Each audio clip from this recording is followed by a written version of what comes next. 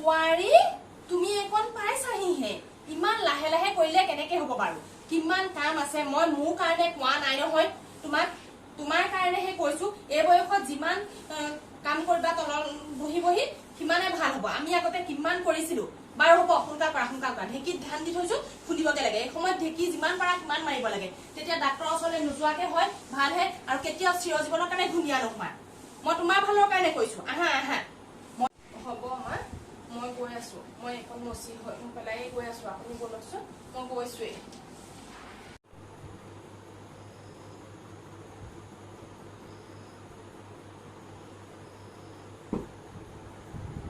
অ বোৱাৰী তুমি যে কিয় এনি টাইম শুই থাকা বাৰু তোমাক মই একেটা কথাকে কিমান কম আগতে আমি আমাৰ পোনাহত গাত থাকোতে বিছনা দেখাই নাছিলো শাহুৱে আমাক যেনেকে কয় আমি তেনেকে শুনিছিলো আজিকালি বোৱাৰীবোৰ যে গাত লেঠা হবলৈ পায় কি নেপায় এনি টাইম বিছনা আৰু মই তোমাৰ ভালৰ কাৰণেহে কৈছো মোৰ ভালৰ কাৰণে নাই কোৱা নহয় আহাচোন আহা অকণমান উঠি আহা মা এতিয়া আপোনাৰ দিন নাই আৰু এতিয়া আপোনালোকৰ সৌদিন গ'ল এতিয়া আপুনি বা মই ক'লে নহ'ব নহয় ডাক্তৰে কৈছে বেড ৰেষ্টৰ কাৰণে